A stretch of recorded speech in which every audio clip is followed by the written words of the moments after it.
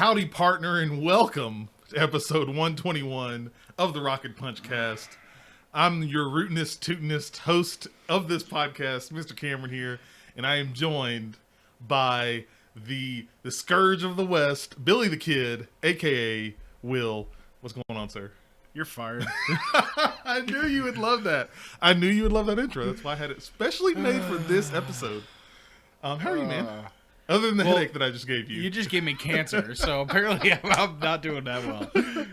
Oh, jeez.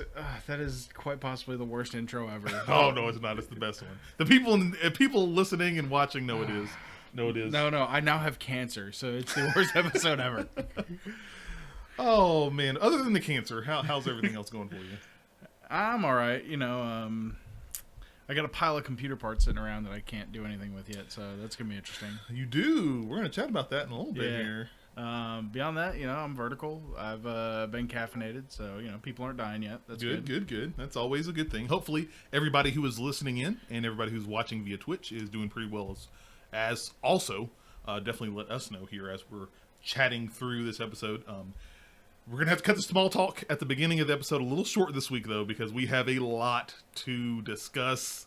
A lot. So let's jump right into it, guys. If you did not know, this is the Rocket Punch Cast, where groups of friends from all around come to this table to talk about video games into microphones. You can catch us every Tuesday on your podcast service of choice. We are on Apple, Google, Spotify, and, of course, any other RSS feed that you're currently tracking. So make sure you hit us up there, subscribe to our channel, or subscribe to our feed there. Make sure, if you want to, you can listen to us live as we record the show each and every Sunday, starting around 8 p.m. Central Standard Time over on twitch.tv/RocketPunchLive. We're a little earlier than normal because we do have so much to talk about. You've seen the news items.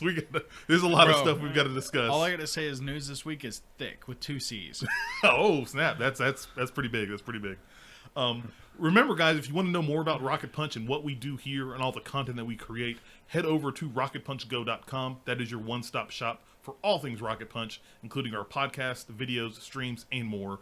That's our home there, so you're going to find us there.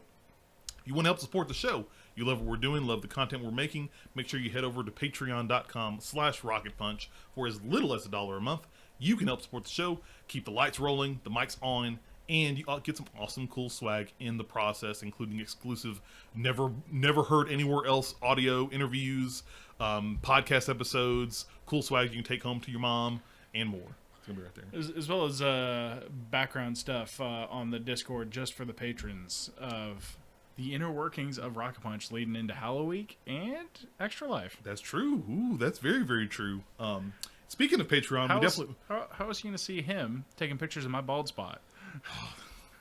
You got to follow some Patreon there. Just like these 3 people that are doing, we always like to give our weekly shout-outs to our people supporting us at our highest tier. So thank you so much to Chuck O'Brien, Jossie Moore, and Sam Sugg. Thank you for your continued support over on Patreon, and as well as all of our other patrons that are there helping us out. We definitely appreciate it from you guys. Guys, if you want to help us out here and you can't do Patreon, there's still other ways you can help us out. You can subscribe to us here at twitch.tv/RocketPunchLive. Either follow us, click that heart at the top of your screen if you're watching us live, or you can throw us your free Twitch Prime sub each month. That definitely helps us out there. If you're listening via audio, you can take a few minutes of your day to rate and review this podcast. Let us know how we're doing so we can continue to make better, higher quality products for you guys out there as well. And also as well, if you make sure you guys are sharing our stuff, spreading the good word of Rocket Punch out there to the internet ether, so that way we can pick up some more listeners and followers and make this community even better than it already is. Because I'm loving it, especially the last little changes and tweaks that we made. It's been pretty awesome. You were just like half of a jingle away from copyright infringement. Hey man, I straddle the line, Bill. You know I do. Okay, good. You know I do. I'm just like, wait a minute. I know what you're doing over here. And guys, as well, if you want to join in on the community, continue to help us grow our Rocket Punch community here, make sure you head over to our Discord channel. For audio listeners, it is in the show notes. For if you're watching via Twitch, Will's going to pop it up into the chat for you guys. Join our Discord. We talk about all sorts of random stuff, try and keep you guys updated on the news. We're slowly kind of doing some changes to our Discord to make sure it's more community focused for you guys, so we can have a lot more fun with you guys playing games, talking about geek and gaming culture. So definitely don't want to miss out on that. Yeah. Upcoming events. If you did not see the intro splash screen, surprise, this week it is finally here. Hollow Week begins tonight. If you are watching this via Twitch, make sure after the Rocket Punch Cast stream is done, don't go anywhere. We're going to be streaming some Resident Evil 7 to kick off our Hollow Week scary, spooky games there. You guys might even get chances at some free spooky and scary and cool games in the process for joining us for the stream. But that is going to start right after this stream here. But we've got a couple of games planned this week. I think tonight is Sunday is Resident Evil 7. Yep. Tomorrow is going to be State of Decay 2. Yeah, I'll be playing State of Decay. Wednesday, we're going to be playing the Halloween event over on Overwatch. Yeah, considering I haven't played that yet, so that'll be good. And then Wednesday, on Halloween, you get to see me wet my pants live on stream as I play Outlast 2 and scream like a little girl. That's going to be hilarious, you explaining that to your wife. Like, what are the girlish screams coming from your office? Don't worry about it, sweetie. Don't worry about it. But guys, we've got all of the games and stuff we're going to be playing for Hollow Week this week. We've got it updated on our events page on Twitch. So you can, if you're watching via Twitch, you can definitely check it out there. If you're listening via audio services, you can definitely swing over again to twitch.tv/RocketPunchLive. Join us in the Hollow Week celebrations. We're going to be playing some spooky, scary games, giving out a couple of games in the process there, so it's definitely something you don't want to miss.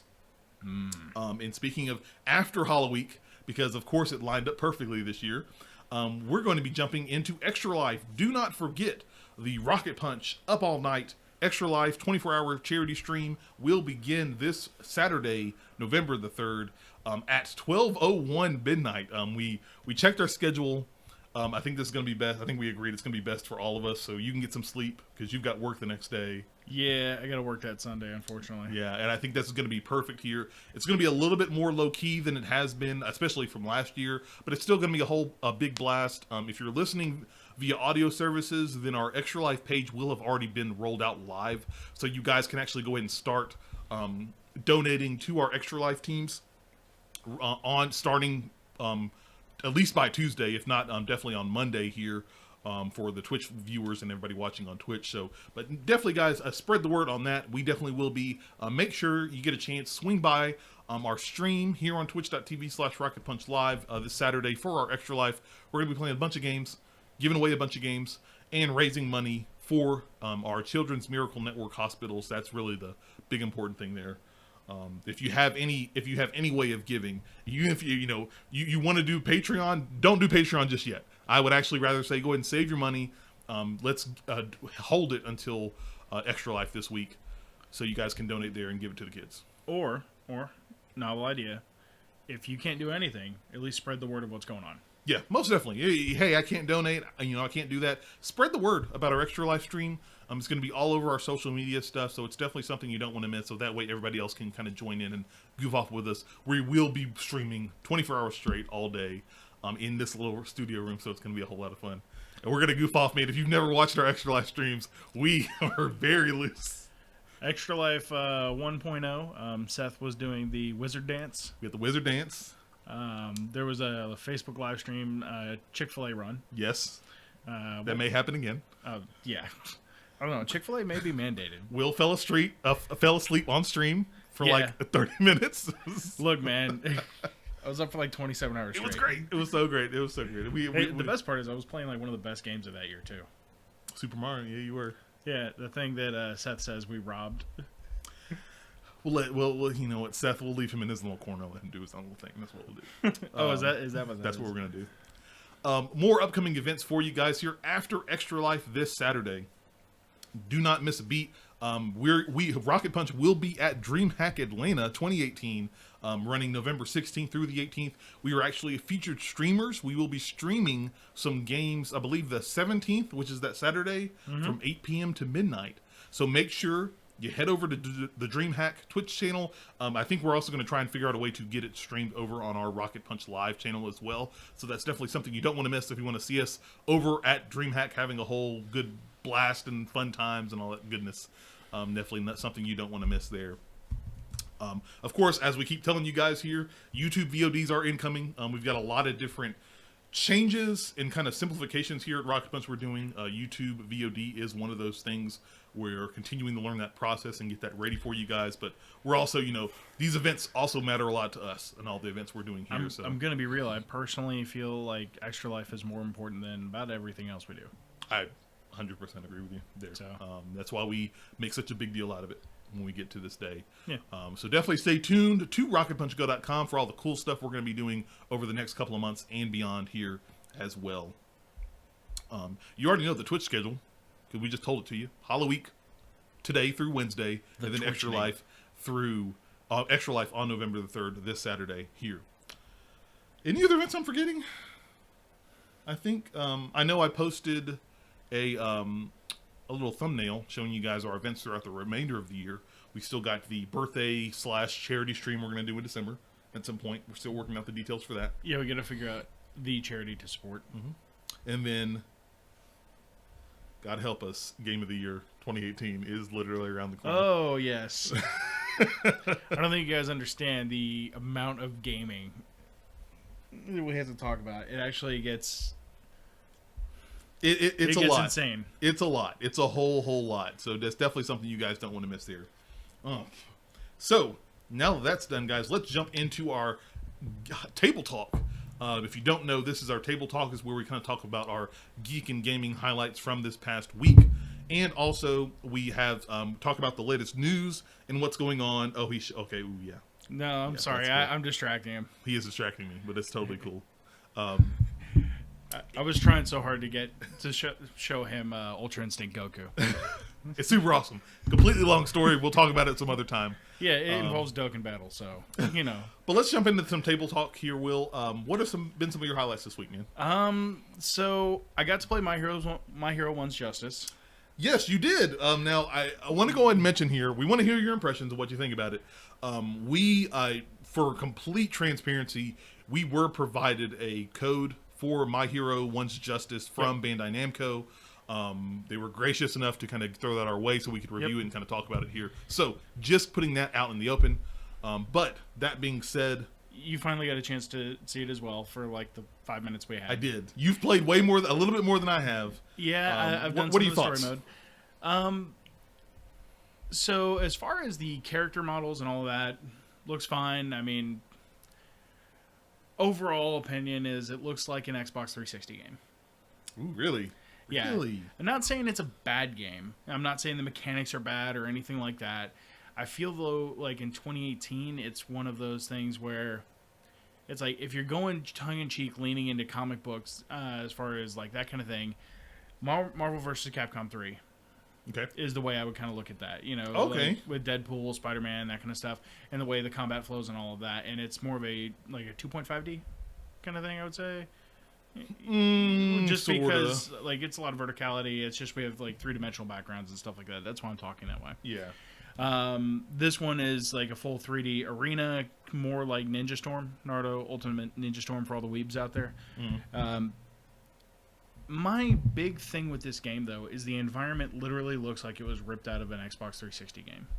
Yeah, I saw some of the gameplay. You let me play a little bit here before we went live, and my impressions of it. Now, I literally played one match. That was it. There are like the camera views and whatnot are very reminiscent of Naruto, the Ultimate Ninja Storm series, and some of the gameplay mechanics are where it's like you pick 2 characters as your support. But it the graphics are not the best. Now, to be fair, I'm not saying you have to have great graphics to be a good fighting game. Yeah. But I am saying the level of polish on this, it makes me feel like they rushed this out based on the popularity of the anime instead of putting the love and care that they did behind something the Arc System Works put behind Dragon Ball FighterZ. Yeah. And one of the comments you had made earlier, and if you have this game and played it, correct me if I'm wrong, immediately when we started it up, one of the comments you made was that the whole game is in Japanese. There's no English translation kind of turnover on this game. And I've watched some of the anime in Japanese, but I actually prefer it in English. One of my favorite voice actors is All Might. So it's like, oh man, great, Chris Abbott's here. Let me. Well, nope. Never mind. No, I watched it. I watched My Hero Academia in Japanese, so I watch it with subs. So it didn't really bother me that much. But I think a game that is at least releasing in the U.S. should, at a bare minimum, have those options to be able to flip between the Japanese and Let English. you choose. Or, if Translation. anything, be like, hey, guys, look, with everything going on, this is what it is. We've leaned into this. I mean, be upfront about it. I spent 5 minutes looking through menus, and I'm like, I guess it's only in Japanese. Cool. Yeah. I felt like the oh, go ahead. No, go. No. All right, Please. The story mode is essentially ripped right out of season 2. Okay. So you're literally playing to still frames. The story, they don't even use parts of the anime for the story. They actually have like stills that they put in from the anime for different things, and then they have dialogue around it. Okay. No, River now hear me out. There are some dubs that are worth it, and then there are some dubs like the 4Kids anything dubbed really from 4Kids. But let's be real, 4Kids One Piece about trashed. we'll throw some hashtags in there for Twitch chat there. That's me. That's for me. That's from Cam. Well, no, to be fair, there are some anime I can only watch in Japanese, and some I can only watch in English. I agree. Like, I'm gonna be real. If it's Yu Yu Hakusho, I'm only watching English. I do not care. Just like Dragon Ball. You're gonna find a way. Life finds a way. Look, man, I swallowed my pride and I watched Super in Japanese because I was like, this is kind of like a first time thing for us in our lives, being able to watch it as it's coming out. Simuldub. That was a big deal, especially for Dragon Ball. So it was a super big deal. Yeah, but no, in all seriousness, in the fighting game, I was like, yeah, I mean, it's got the basics of a Xbox 360 Naruto fighting game. It's just, it looks like it. It felt smaller scale, too. Yeah, like the map. Instead of having like a whole field like we were used to, because this is from the reason why I keep comparing it to Naruto Ultimate Ninja Storm is it's from the same developers as Naruto Ultimate Ninja Storm, as far as publisher and all that stuff goes. So I know I'm mixing words up. Bandai Namco has the resources to be able to help push a game and make it polished. Ultimate Ninja Storm 4 was beautiful. They responded well. I really didn't see any personal problems with that game at all. And I know you and I went back and forth beating the hell out of each other. So we sure as hell did. Yeah, like we should put that on the Extra Life docket stream. Like if you want to see some fights, like Will and I going at it on anime fighting games, it's crazy. I've got it. I still got it for the 360, but the Xbox One. Okay. I mean, well, I'm bringing my Xbox controller, so that's fine. Okay. Yeah, man, I don't know. I feel like this would have been a great game in 2009, 2010, 2018. There's almost no excuse unless it was made by an indie team. It feels at that point, I would be like, oh, okay, cool, man. For an indie team, that's awesome. But for a full-on AAA publisher, not worth $60 to me. And I agree with your comment you made at the start. Like the game, even in the 5 minutes that I played it, the game really does feel like it is just. It was a quick way for the publisher to try and rake in money on the popularity of that anime. From the fact that it's Japanese only clearly means that they had no plans nor intentions to try and translate or do any translation. Otherwise, this game probably would have come out late spring, summer next year. Yeah, and as much as it stinks, I think a lot of that stuff, when you're going to make those games, if you want to bring it to the States, you need to think about that in the planning stages and not post. Yeah. Especially with something that's ongoing and it's a hot button thing. I don't know. Teach their own. I personally am not too much of a fan of the game. This would have been, I think if they had taken a little bit extra time, from what you're saying, to polish it, this would have been a great game to release around season 3 of My Hero. Oh, this would have been perfect for that. Or season, is it 3 or 4? It's 4. Season 4. My bad. When that came out, that would have been like, literally like, people are excited for season 4. Boom, here's the game. It's not going to spoil anything for you, but you get to play your characters out there. Because that was one of the big things I loved about Naruto and Ultimate Ninja Storm and Dragon Ball, all the Dragon Ball games. It's like Budokai 1 through whatever. Especially as it started getting better, because it gave me that satisfaction of being able to play these characters. Mm-hmm. I know I talked about some of the ultimate moves, like the moves in Ultimate Ninja Storm and Dragon Ball FighterZ, where it has the quick little anime cutscene and it shows like Kamehameha, and it's so awesome. Oh heck, man, the Tailed Beast Bomb, where it literally changes the landscape. Yeah, as opposed to like, it looks like here it's just like, oh, I'm gonna do an extra movement from one of my normal moves. Well, no, the best way to describe it is the plus ultra finish. Like what you would say in Dragon Ball Fighters. If you get like the ultimate finish, with Gohan, if you're doing the Kamehameha, he does like the one arm Kamehameha, and it literally changes the scene around him and the environment you're in. Yes. This, no, it's just all the destructible stuff's been destructed. Yeah, it's the destructible stuff is cool. I actually would have been okay not having the destructible environment and just having a higher detailed environment. Okay. What was it? Fighting controls. How do you feel about the controlling of the game? Because that is important for a fighting game. I feel like it wasn't meant for the fighting game scene. I feel like My Hero Really? Was Justice was meant more for kids and anime fans. Okay, yeah. I don't think this was like Arc System where it's coming up and being like, hold my beer, I'm going to show you how to make a proper anime fighter. No, that was not this. Interesting. Okay. Any other thoughts on the game? At least from what you played so far? I mean, if you like My Hero Academia and you just want to play through the story, it's cool. But I don't think most people will be wowed after playing fighters and games like that. Okay. I know you talked about maybe getting us a review for this game. Oh yeah, I'm gonna play through the story mode and I'll review it, and just so I can be like, hey, yeah, I've played all the characters and here's where we are. So I'll do a written review and then probably do some voiceover on some gameplay so you guys can see what I'm talking about. That'll be good. That'll be something we can put on YouTube there, and so definitely stay tuned for that over on our website, guys. Something to not miss. Or miss all of. I mean, it's your choice. Ooh, good point. Anything else? I know you've got a big one you've wanted to talk about. You cannot stop talking about it, so let's talk about it. Yeah, so I'm doing a PC rebuild, and in the current point... Hang on. The Brewer 2's got something. Hold my beer. I'm going to show you how to reskin a game on the cheap and still make millions. You might not be wrong, Brewer 2. You might not be wrong. They probably actually took the Ultimate Ninja Storm from the 360, just reskinned it, kept the basics, and there you go. They could have. They didn't do a good job reskinning it. No. Hey, man, that didn't stop all the people making millions on Steam. Reskins. It's got a point. Yeah, man, so I'm in the middle of doing a rebuild. I literally have all of my new parts for my rig, except for the most important one, the case. I mean, do you really need a case? You could just have the motherboard open on your desk. I got dogs. Let the hair just fly into the vents. That'll work, right? Yeah, sure. No, yeah, man, so I'm going from like a 2012 i5 with 16 gigs of RAM and my 1080 Ti, and I'm keeping the Ti, and I'm moving to a Ryzen 7 2700X.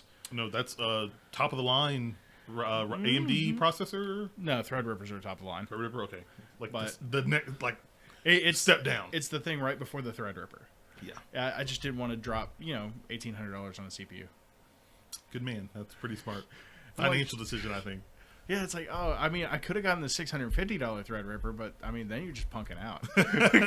I get if you're gonna go all the way, right? Yeah, go big or go home, man. That's why people are buying the 9900K at $600. But you're pretty excited. I know the case is supposed to be here this week. Oh no, it'll be here this week.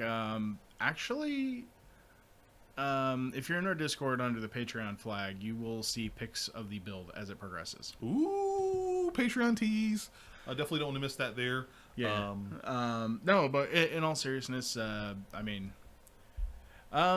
Brewer 2, the cool thing is they have it so you can shut down half of a Threadripper, and the gaming mode that shafted the AMD in the infamous Intel misrepresentation for the 2700X. That gaming mode was actually designed for Threadrippers, not for the 2700 series Ryzens. And what essentially that does is it shuts down half the chip and puts the power into the other one, and essentially the better cores. That way it's more like and you know what? The 8700K is much more affordable than the 9900K.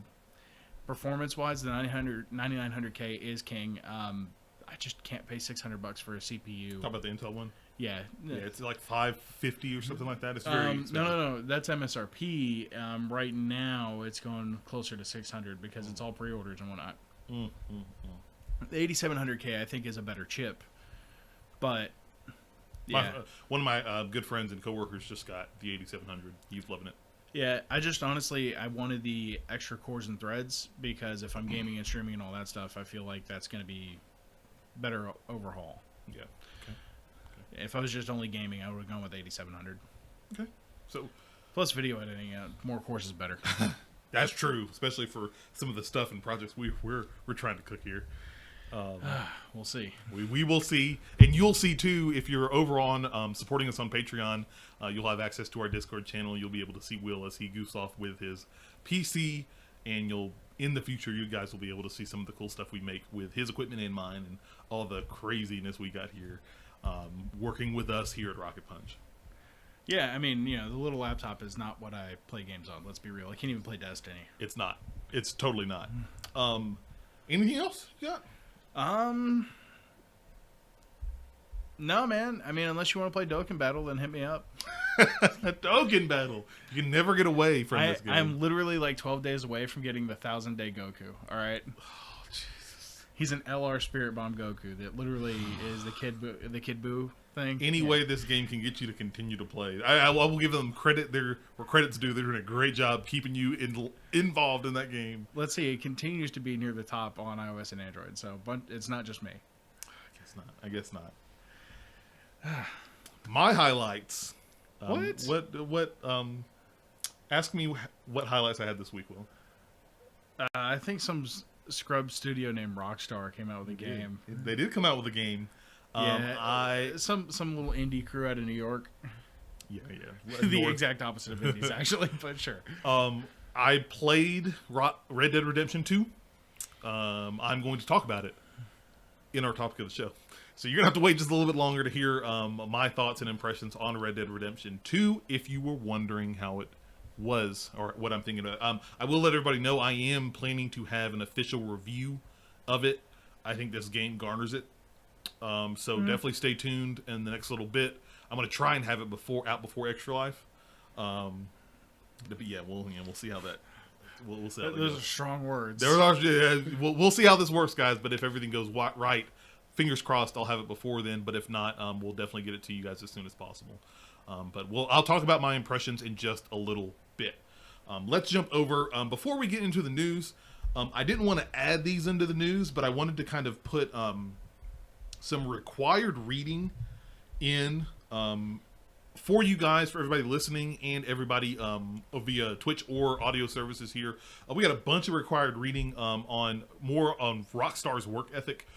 Jason Schreier over at Kotaku released a very good, very detailed article on his kind of long promised interview of his. I think he interviewed like over 30 or 40. No, actually, it may have been more than that. It may have been like.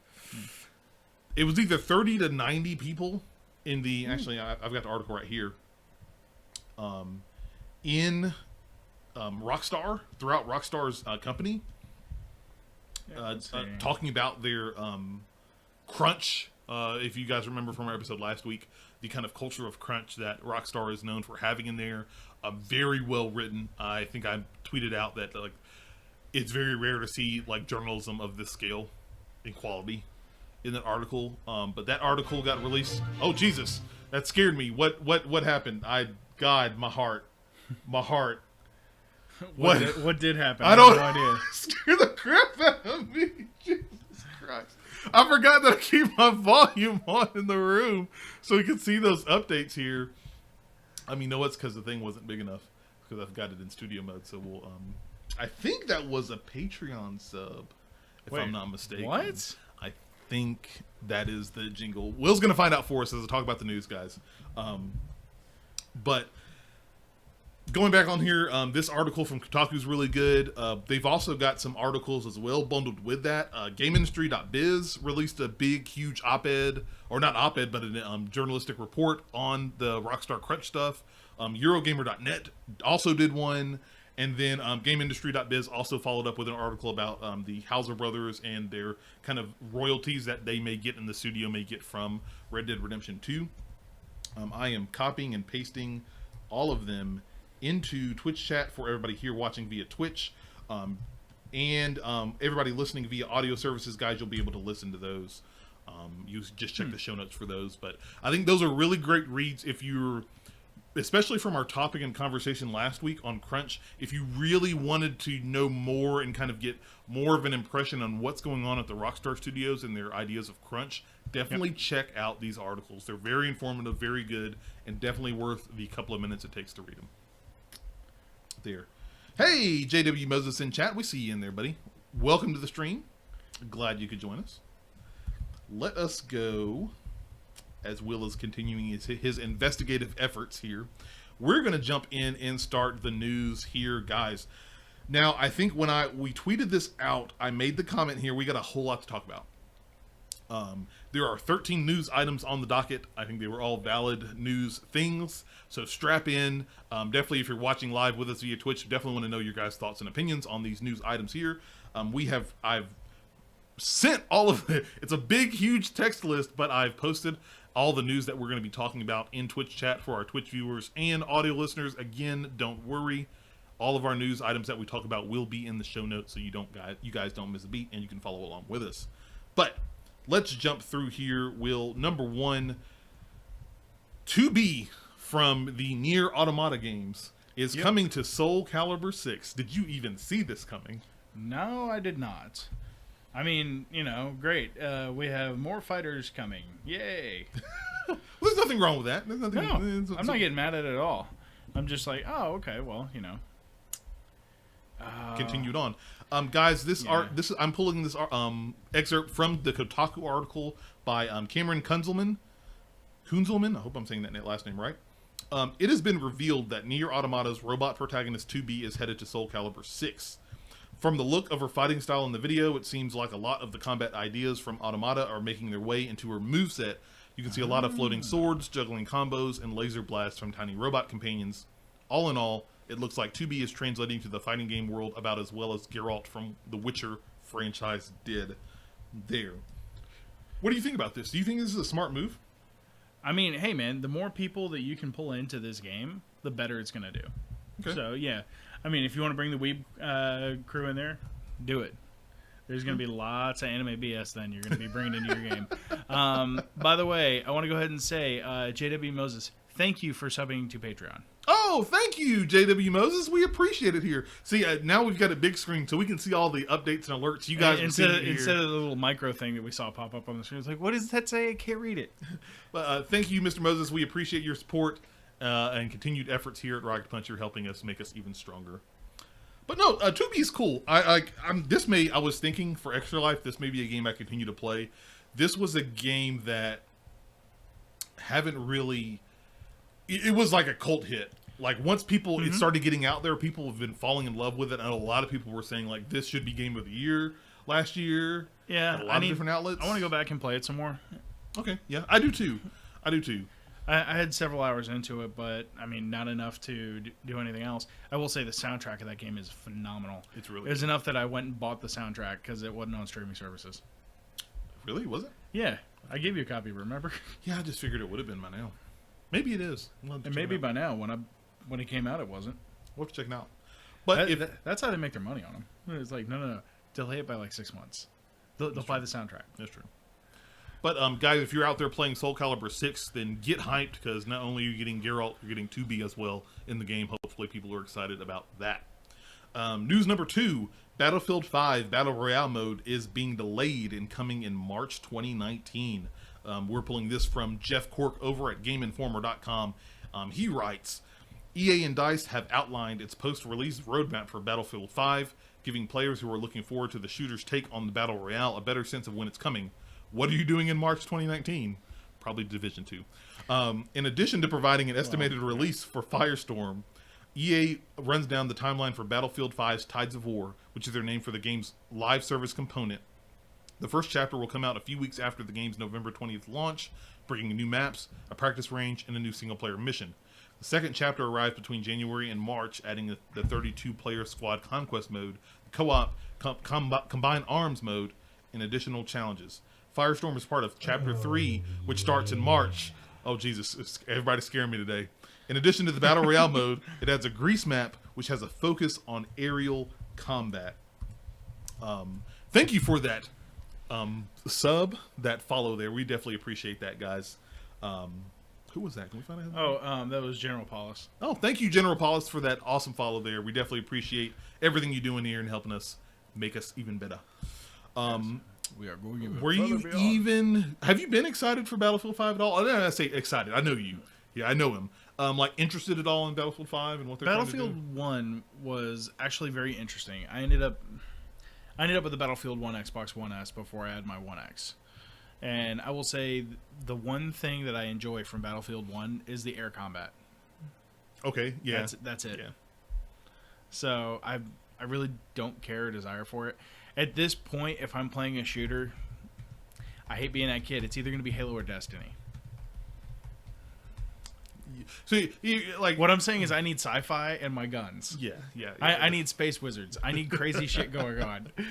Just like, oh man, how many World War II shooters can we make? Yeah.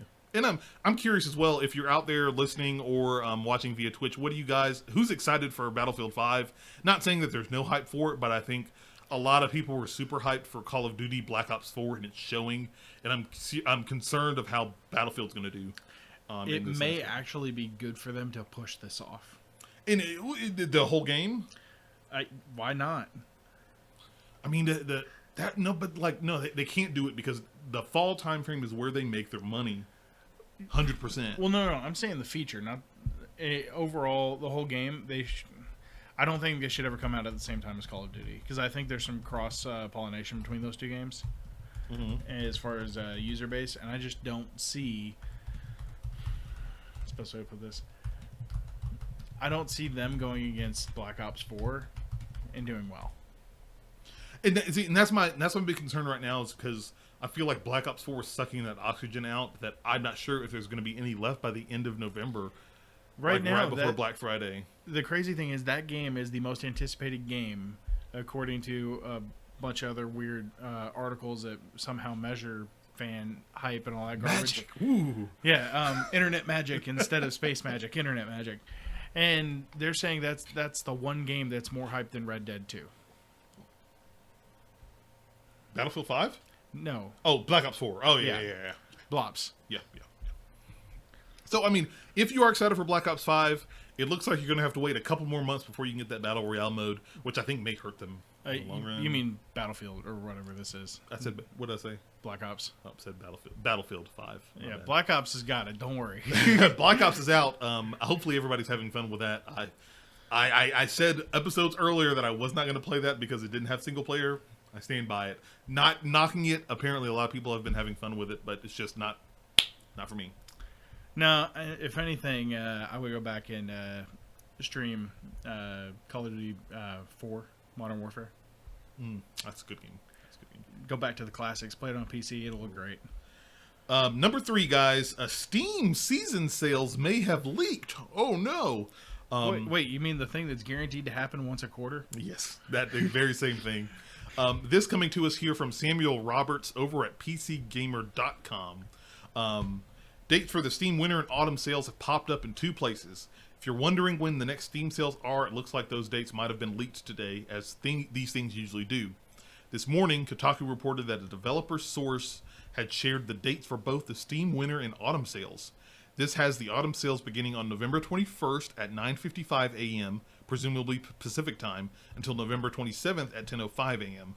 The winter sale, meanwhile, runs for a fortnight, starting on December 20th and ending on January 3rd. They go into a couple more details in the article, so make sure you swing by and give them a click if you have not had a chance to. But you still get pretty hyped for Steam sales? Pretty pumped? I don't really get uber hyped for them. I want to see what's on there because I mean, I'm not going to go just drop down $100 just because. Yeah, it's got to be something I'm interested in.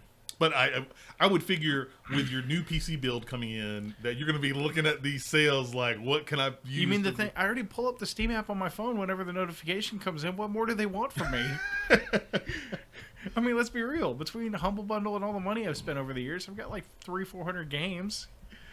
Oh yeah, you have way more than me.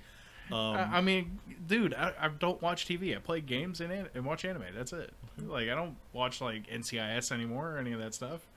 But if these dates are true, it feels like it's kind of close together, don't you think? Like, of course, the Thanksgiving one makes sense because that's right during the Black Friday Thanksgiving period. The last Steam sale that I saw that truly blew my socks off was the first time that they had the massive Star Wars bundle. Oh, all of like the Knights of the Old Republic and Yeah, KOTOR all and that all stuff. that. Yeah, but that was years ago. That was a while back. Yeah, at least 5 or 6 years ago, and that was the last one that truly impressed me. Every once in a while, I was like, "Oh man, cool! I'll save some money here and there on something I've been, had in the wish list, and then go from there." Okay, very cool. But if those dates are true, guys, then get hyped. They're just a couple of weeks away. We'll be back into some more Steam sales. So I want to throw a slight wrench in some things. No. There is another news article I want to talk about. Oh, sweet Christmas! It's PC related. That's why.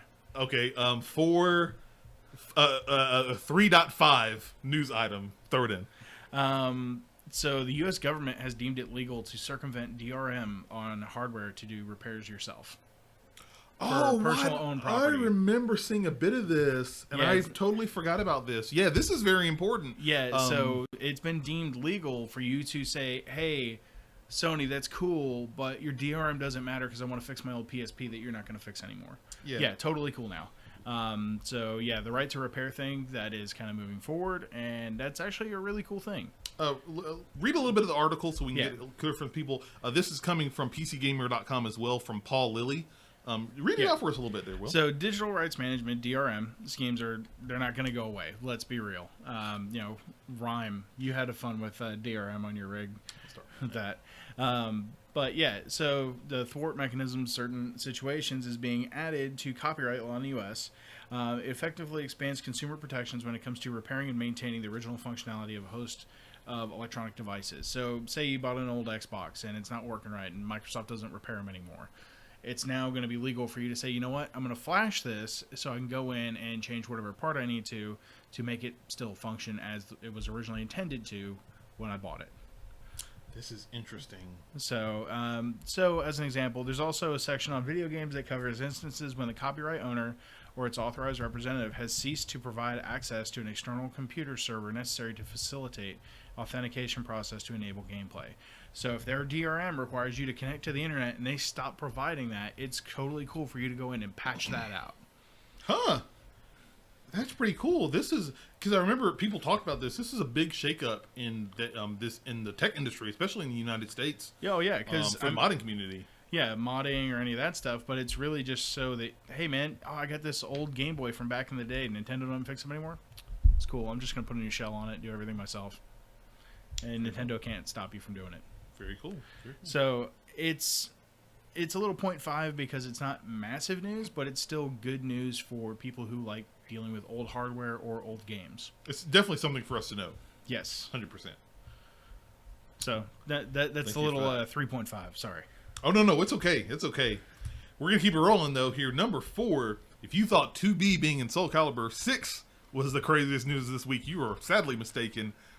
Intellivision is coming back. It's making a comeback. This article from obligatory. Don't call it a comeback. We've been here for years. From Colin Stevens over at IGN.com. Intellivision Amico console revealed with exclusive games coming in 2020. I'm going to read a little bit of this article here. Intellivision Entertainment has announced the Intellivision Amico, a family-friendly console with exclusive games.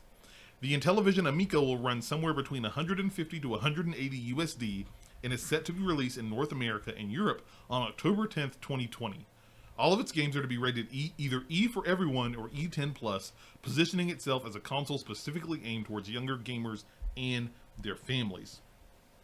There's a lot of...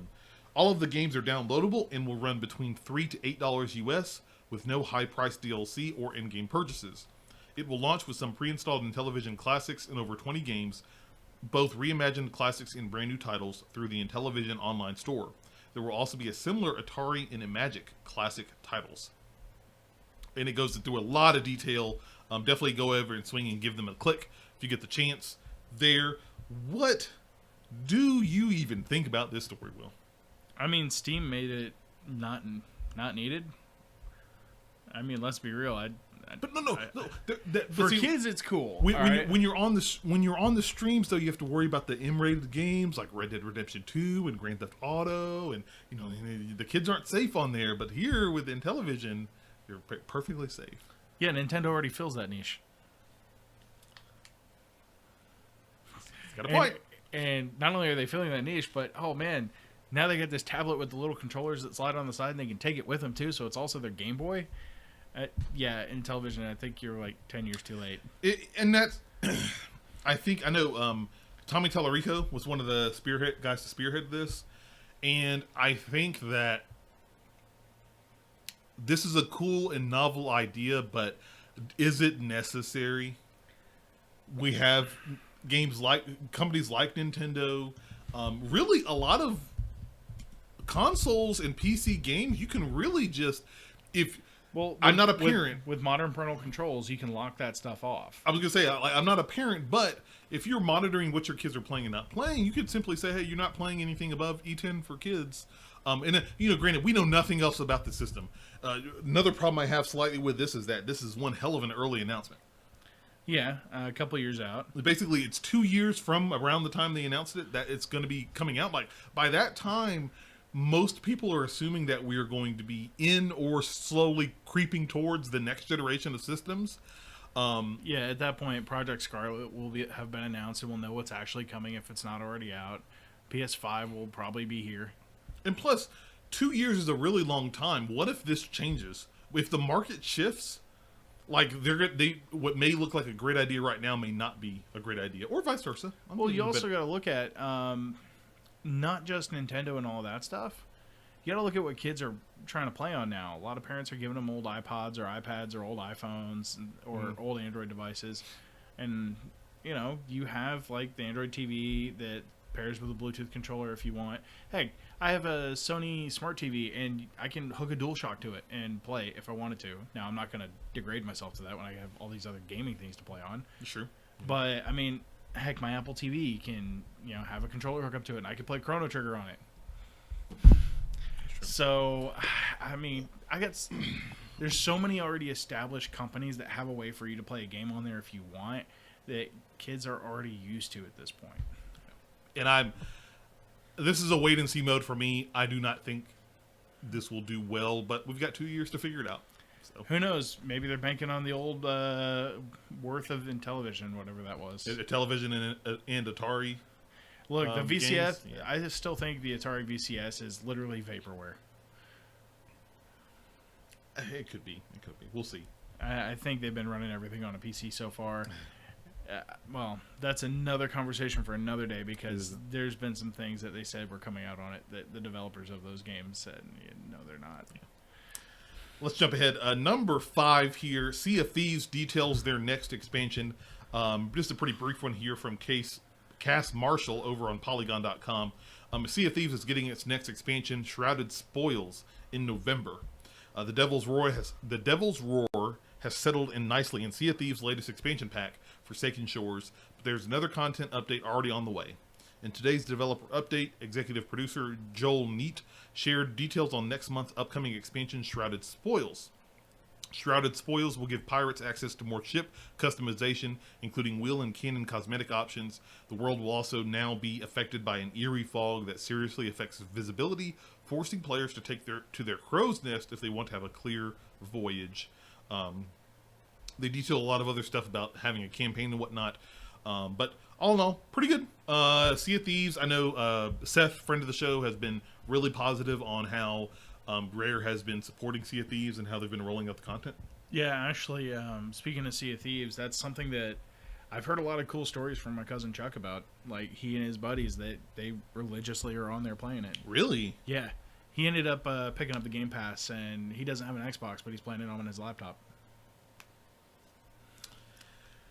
Did you do that on purpose? No. What? What's the next one? That's a great segue into story. No, seriously, what's the next one? Story number 6. Microsoft expanding Game Pass to PC? Okay. Question mark? Okay, sorry, not intended. That was a good, I'll give you a high five for that. Was a great segue. This story here coming from Imran Khan over at GameInformer.com. Microsoft announces plans to expand Game Pass to PC.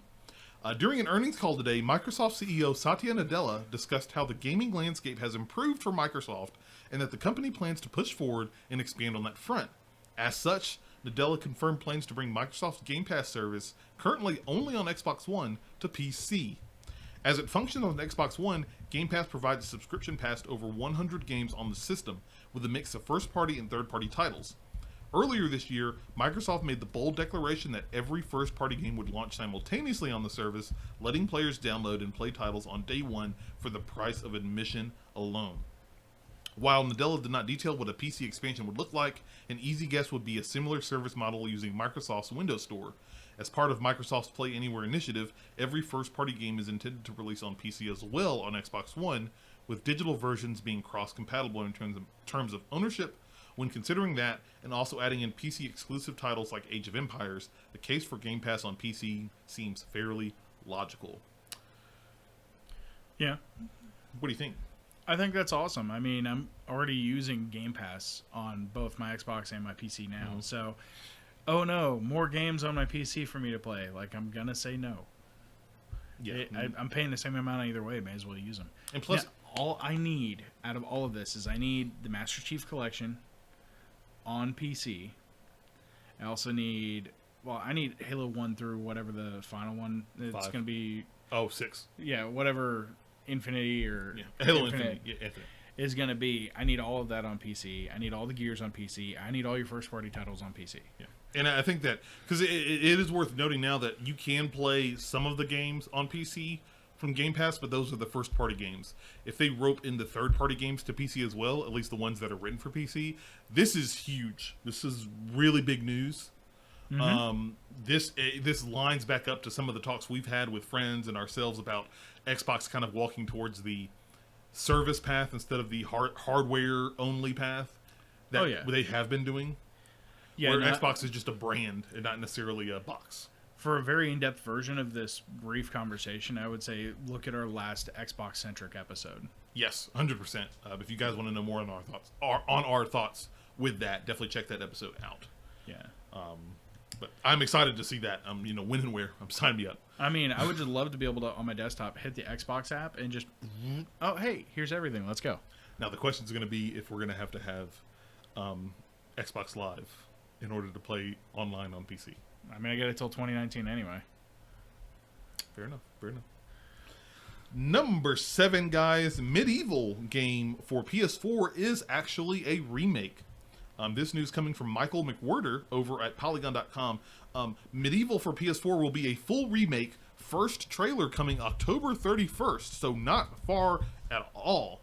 PlayStation fans will get their first look at the remake of Medieval for PlayStation 4 next week, according to Sean Layden, chairman of Sony Interactive Entertainment Worldwide Studios.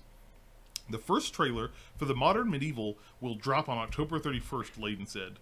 Layden also clarified, appearing on this week's PlayStation Blogcast podcast, that the game will be a full remake, not simply a remaster. Layden originally described the new Medieval as a full remaster for PS4 when he announced the title at PSX 2017. What do you think? I asked you before the show, did you even play this game? Nope. I never got a chance to play it. I never played it. The first time I played as this character was in PlayStation All-Stars. Which they just shut the servers down on. So okay. That's the first time I got to play as him. But this is cool. This has been a fan favorite game for PlayStation owners ever since the PS1. I missed out on it completely. So if it's a complete remake, I know I was a big fan of the Ratchet and Clank remake. Yeah, I mean, if it's of that quality, I'm down. Yeah, so I'm interested to see it. Again, October 31st is when the trailer drops, so definitely stay tuned to the interwebs for that. Just remember, single-player games are dead. Good, okay. Cool story, bro. Cool story. Not after this year. Yeah, no, totally dead. God of War didn't sell any copies. What are you talking about? I'm going to get some water to clear my throat here. Why don't you talk about number 8 on the news item here, because I showed it to you today and you loved it. You guys will love it if you haven't seen it. Go ahead. All right. So, Santa Monica Studios, the guys behind God of War, have decided to go ahead and post a video called God of War Midgard Mishaps. And I went ahead and I linked it, so those of you who are watching can click on it and enjoy. Total transparency, it is nothing but game bugs, and it is hilarious. A lot of it is development stuff. There is a couple parts here and there where there's some commentary where they're talking about, and just this is the freaky stuff happening with the kid's face, and This was really cool. It's all like some of the bugs they saw in development, and they made basically a blooper reel for the game. Yeah. And honestly, it was good enough that I was sitting here like, man, I didn't experience any of these bugs. And then you read the first comment, and well, so their description when they published it from Sony was, "What happens in Midgard stays in Midgard." Of course, of course. So hang on, where is the comments? You gotta scroll down a little bit further. Oh man, yeah, YouTube, and they're being YouTube. Yeah, so first comment from Lamorte. Bethesda would have looked at these mishaps and thought, finished game. I like Rurutu's comment in Twitch chat, so they made Mass Effect Andromeda.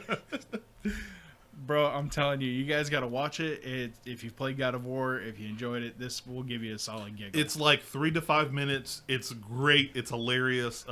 My favorite bug is at the end. Oh, yeah. That's my favorite one at the end. Yeah, essentially, Kratos at one point discovers the secret of flight, and well, figures it out from there.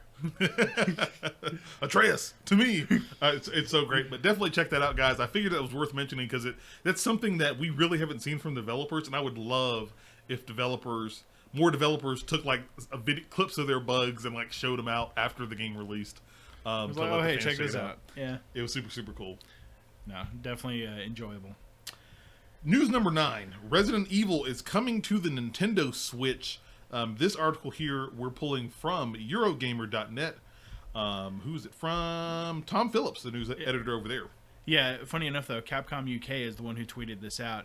So Capcom is bringing multiple fan favorites to the Switch. Resident Evil 0, and RE4 will be launching on the Switch in 2019. They're going to have more information soon. So, hey, man, if you like Resident Evil 4, you can buy it on, like, the 5th or 6th platform it's coming out on. What I'm excited about this is not really Resident Evil 4, because I've got that thing, like, in 5 different places. But I love the fact that Resident Evil, the original one, and I'm presuming these are the GameCube remakes of Resident Evil and Resident Evil 0, which I never got to play 0, but I played through Resident Evil, the remake, and it was awesome. If those are the ones they're pulling, that's super cool. I would love to see more GameCube remakes come to the Switch, actually. That would be great. Like Super Smash Brothers Melee? No, that game can die, actually. The Smash fighting game scene is so weird. Yeah, I'm not even going to go in there. So, if you are excited about the Resident Evil games as well, guess what? You're going to be able to access them on your Switch pretty soon enough, so stay tuned. Don't miss out on that there. And yes, Halo Atlantis, boy, is the correct way to finish that. Number 10, the Super Smash... I was a little skeptical about putting this on here, but it's Smash News, so I figured why the hell not. Super Smash Brothers roster may have been leaked. New characters may have been announced. We're pulling this from techradar.com, written by Henry St. Leger. A couple of days here. Super Smash Brothers Ultimate full character roster may have been leaked. Super Smash Bros. Ultimate, the incoming entry from Nintendo's beloved party brawler, has already garnered a huge amount of excitement for its inclusion of every single fighter ever to appear in a Smash Bros. Game. But it may have had its last few unannounced characters leaked, in the Snapchat story no less. Goes through and talks in details about the how it was kind of pulled up. Here's the meat right here. It shows a banner of all Super Smash Bros. Ultimate fighters, including unconfirmed characters such as Shadow the Hedgehog and Street Fighter's Ken, as well as Rare's beloved Banjo-Kazooie and even Geno from the little-known Super Mario RPG Legend of the Seven Stars. Isaac from Golden Sun, Mach Rider from Mach Rider, Cosmos from Xenoblade, and the Chorus Kids from Rhythm Heaven also appear to be included. This is a very, very huge article, so I definitely recommend, if you're interested in this, to check out the article over at Tech Radar. What are your thoughts on this? I mean, honestly, I just want them to finish the game and get it out so that we can finally dump all the other Smash Brother games into a big dumpster fire and burn them so that the fighting game community will move on. I love Smash. I really do. I'm going to buy it. It's just... I mean, guys, come on. There's people still obsessed about Smash from the GameCube days, and I think we just need to move on. Yeah. That's my big thing. It's like, just get the new one when it comes out. I'm sure it'll be great. Bandai Namco's involved, and, well, they may or may not know how to make a fighting game. I'm unsure at this moment. It depends on if they're publishing or developing. Yeah, you're not wrong there. So if you're pretty excited about Smash, these could be, I want to definitely say this is complete rumor. It has not been confirmed whether those characters listed are real or not. But a lot of people have been saying, based on patterns and signs, that this could be real. In which case, those are some pretty nice properties. I remember Cosmos from Xenoblade. I remember, Shadow the Hedgehog, Ken. Those are some extra cool characters that we could see in the game. It's pretty dope. Pretty awesome. It'll be interesting. Ooh, you think we're done? We're totally not. I told you a lot of news here. Number 11, Jade Raymond is leaving the EA studio. Yeah, man. This from Steve Watts over at GameSpot.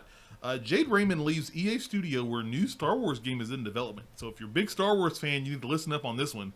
This could shake things up for the game that's currently in development.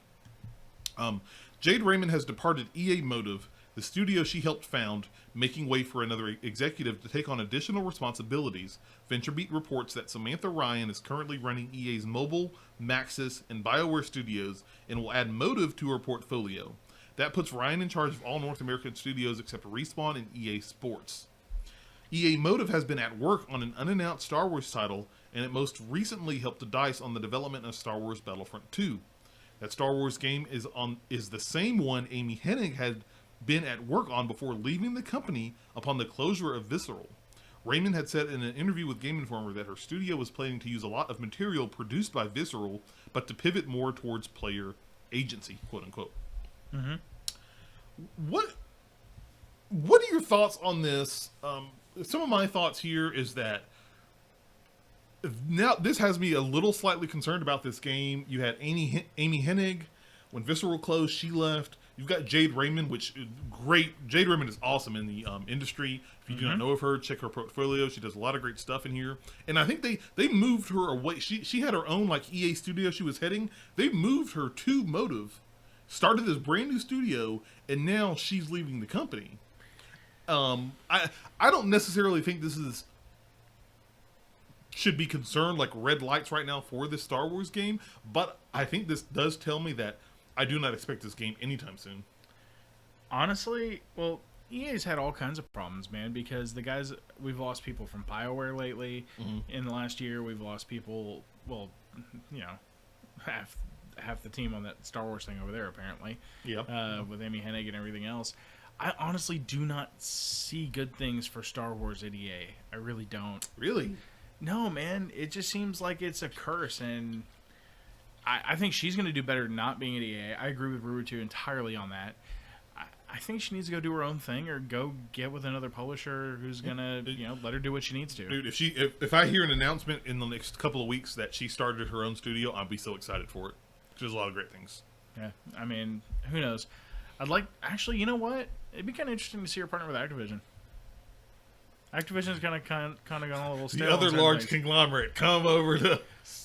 Well, I mean, but hey, if she's not going to work with EA, go to the other side of the grass. It's supposedly greener over there. That's true. But definitely excited to see where Jade Raymond ends up next in her gaming career there, and hopefully we wish him the best on the Star Wars game. I want to get excited for a Star Wars game again. It's been a while for me personally. I mean, if you want to get excited about a Star Wars game, just go play KOTOR. It's on the Xbox Game Pass. A new Star Wars game. Oh, well, yeah, good luck. A new Star Wars game.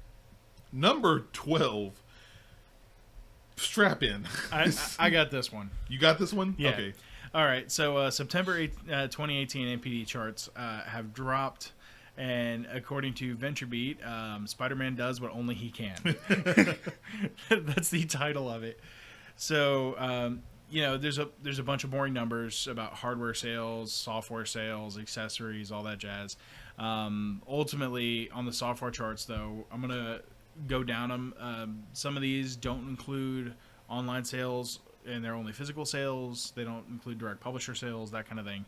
So, just hold your butts. But yeah, this is the top 20 list. Sorted by dollar amount.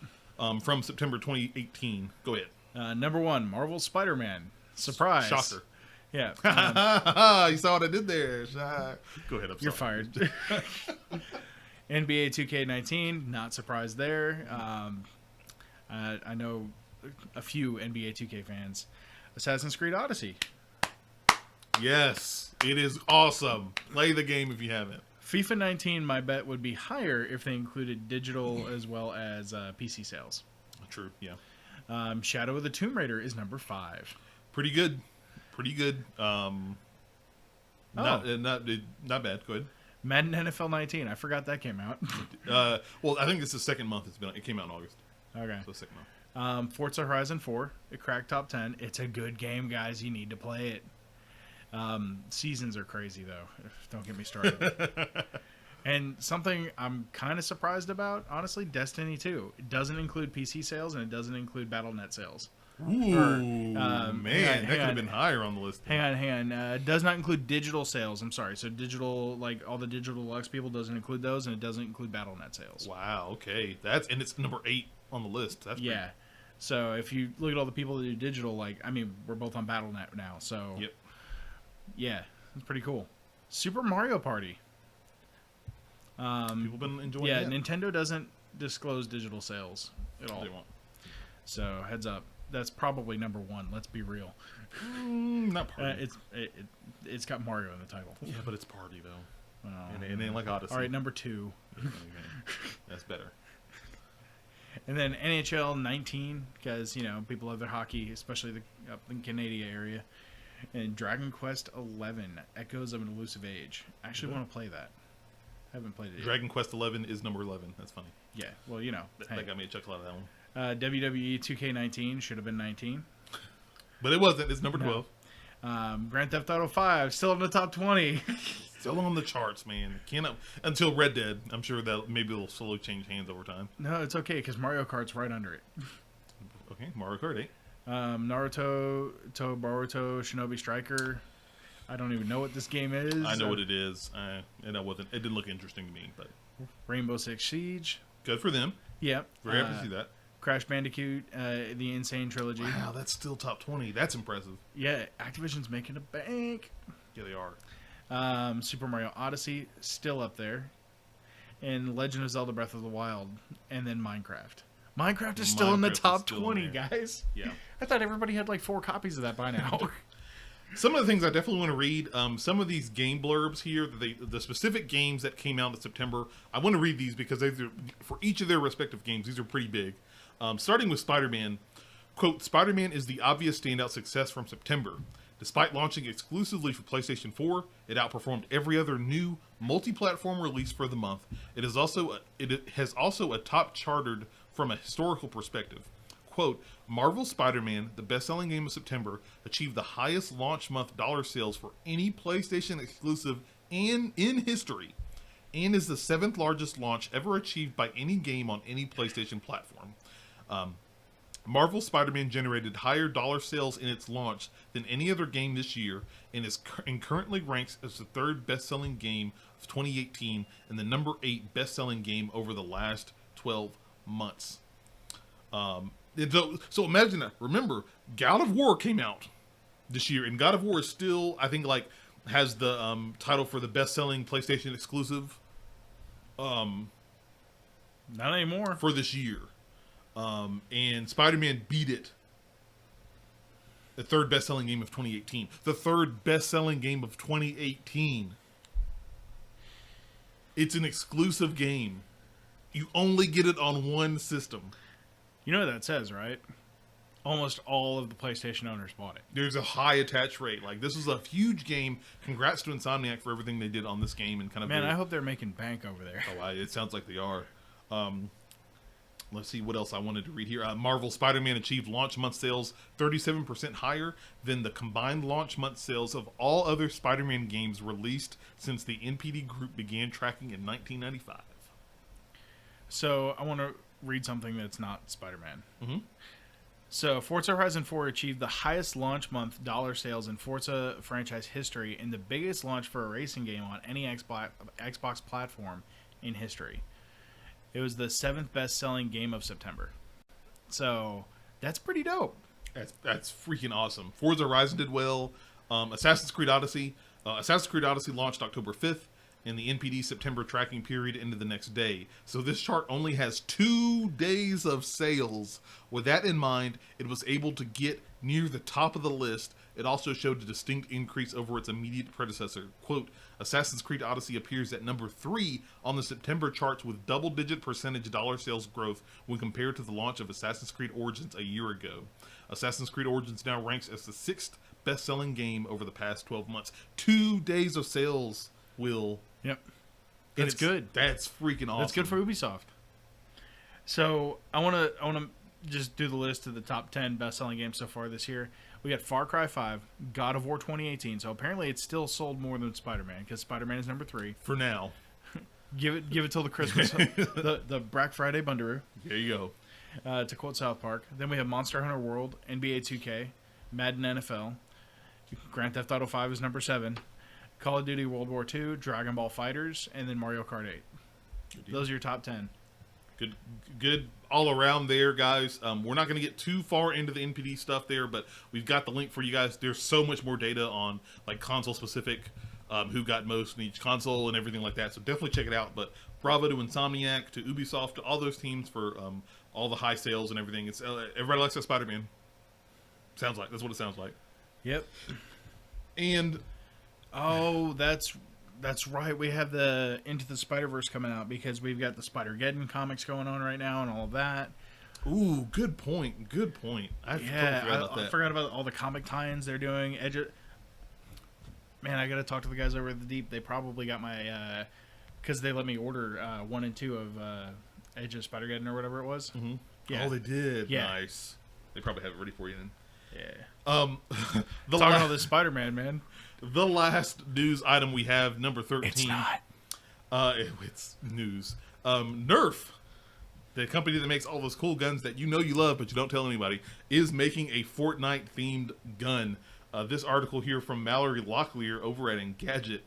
Last month, Hasbro and Epic Games announced that some Fortnite-themed Nerf guns were on the way, and now we have a model and a release date.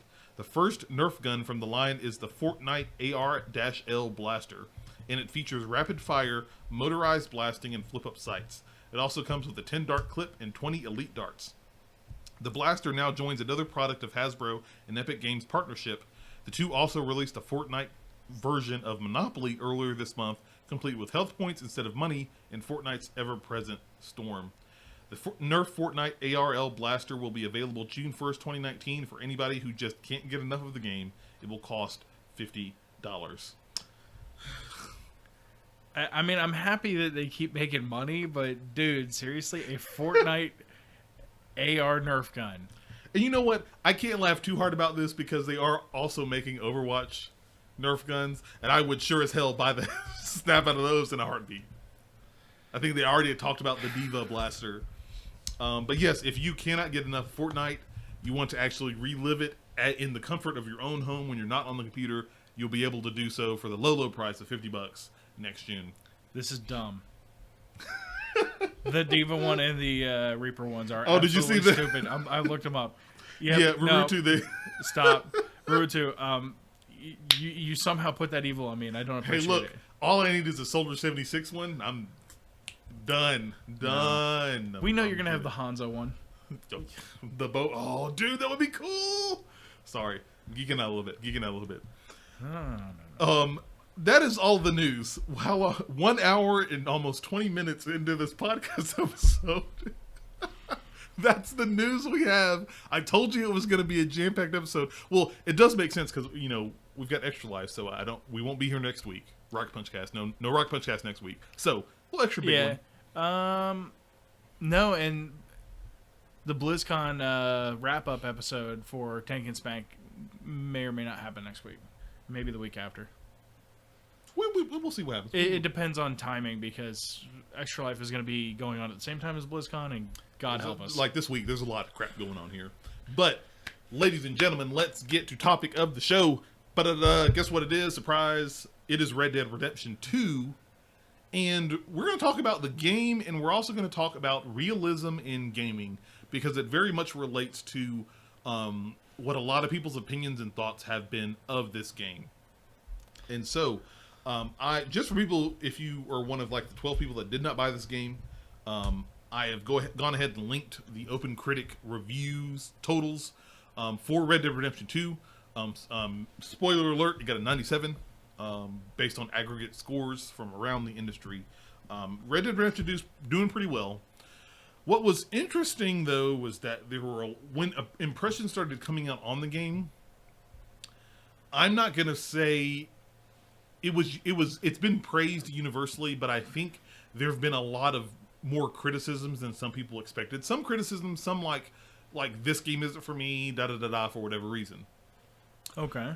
And so we're going to dive into that here. I'm going to give my impressions on Red Dead Redemption 2, and then we're going to ask some questions kind of coupled with that. So, Will, did you know that I played Red Dead Redemption 2 this weekend? You never mentioned this before in my life. I know. I'm kind of telling you now.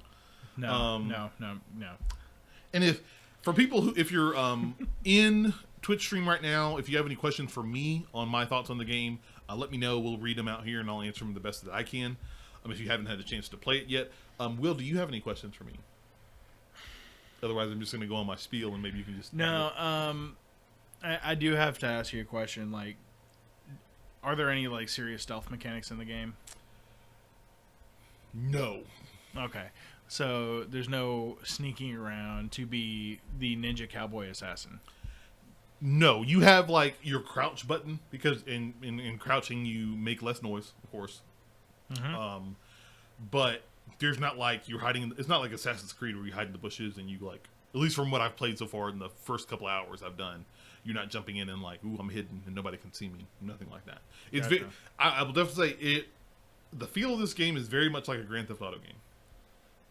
So Grand Theft Auto in the Wild West. Yes. Now, another question. Okay. Do you run into any characters that look like Will Smith? Haven't gotten that far yet, no. So I can't answer that. I would also feel that would be copyright infringement, but Rockstar could probably pay for the legal fees if that were ever the case. I mean, hey, they got sued by Lindsay Lohan for their supposed lookalike, so why not? That's true. No, Red Dead Redemption 2 is an interesting game for me. Okay. Pull my mic up here closer so you guys can hear me. Do I like the game? Yes, very much. At least my impressions right now, I've played probably about 4 to 6 hours of the game, is yes. Okay. This game has felt weird to me. It's like the weirdest game I've felt playing in a long while. Why? And it talks. This is going to get into our topic here on realism in gaming. A lot of the criticisms that has been pumped on about the game is that the level of realism is superb in this game. Like, it is unreal. So I'm throwing this word around, realism. Here's an example. So when you get your horse, mm-hmm.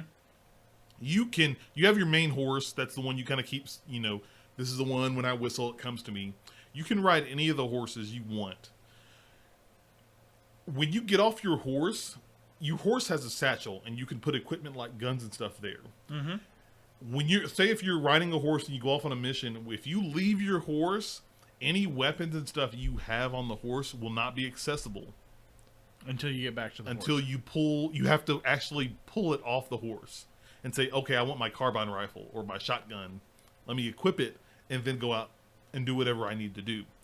If your horse can die, if your horse dies or gets killed or gets lost, you could potentially lose all the equipment and stuff that's in your horse.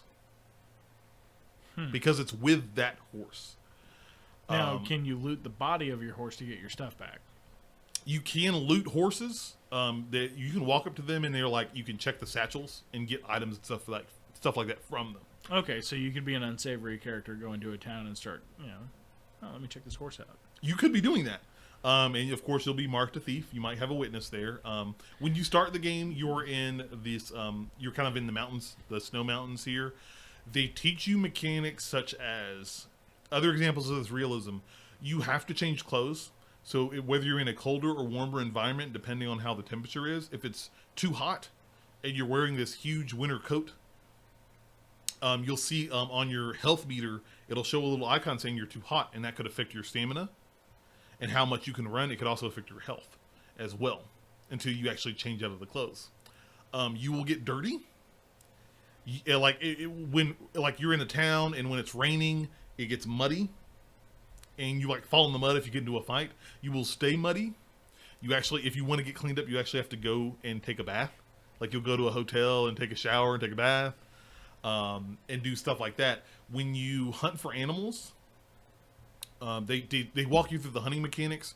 Any large caliber rifles or guns, if you shoot those, it can actually scare the animals away. So they teach you how to hunt with a bow and arrow first. You'll use that to kill your game. Yeah, you follow the trails with almost like a little. That's like Shadow of the Tomb Raider, where like the little focus sense thing. That's kind of what it is. You have your own smell as well, and if you are downwind and the animal smell, if it's aimed towards the animal could pick up off your scent and run away. Okay.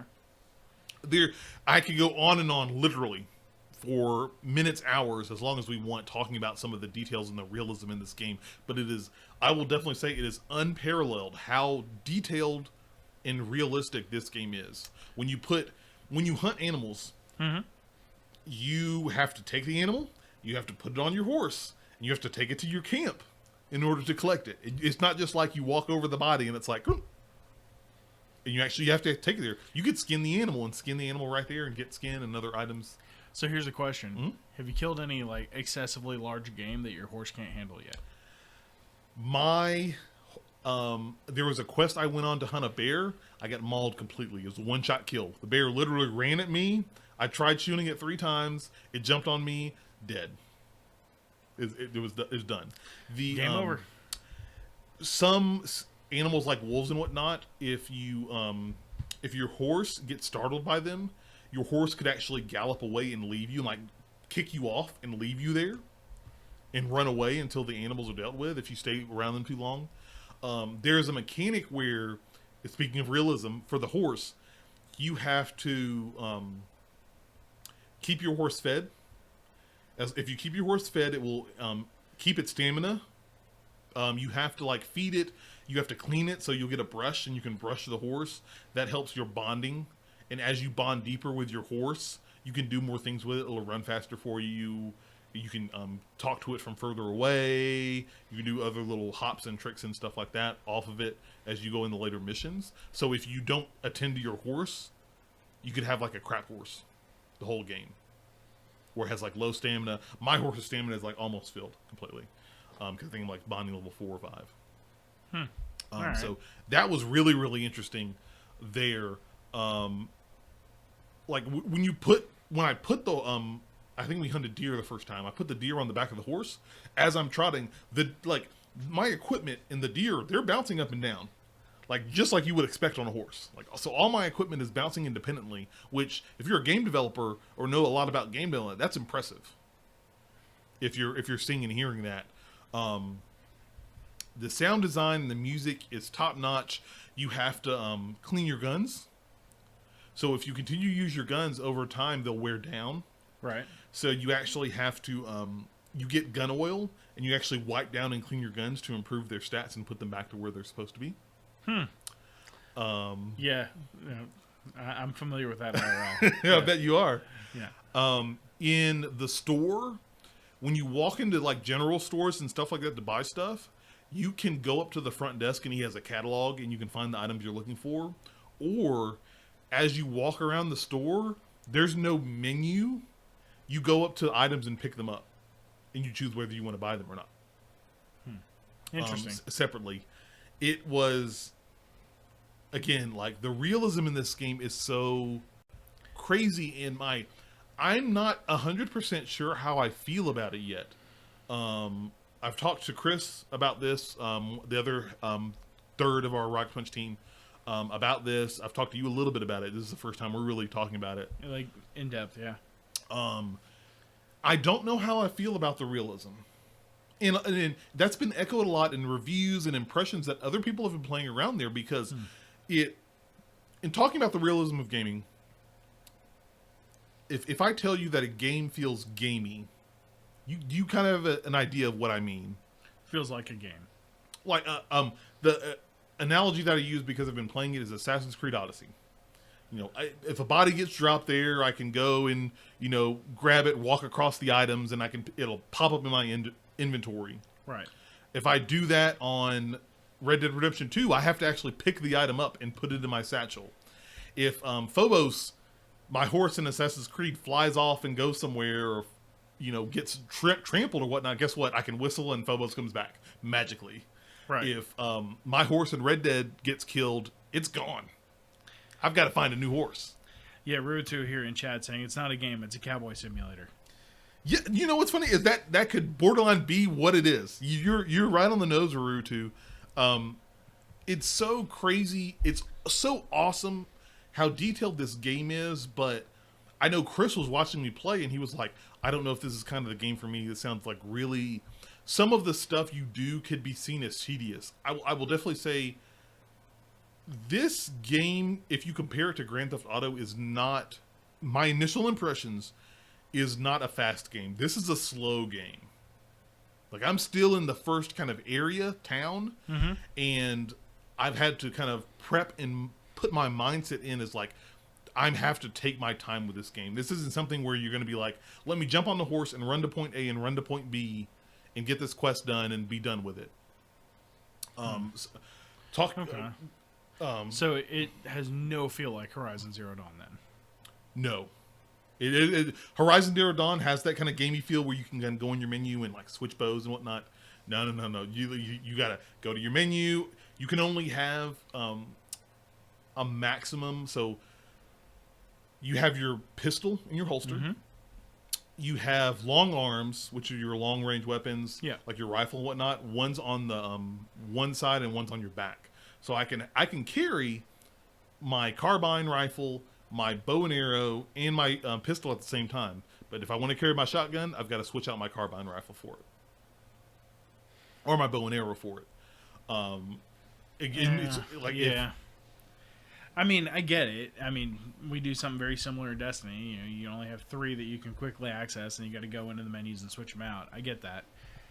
But this game is I don't want to say slow burn, but it's slow. Like the intro levels, the first few hours, probably 2-3 hours, it's gonna slowly walk you through some of the mechanics you have to know in this game, and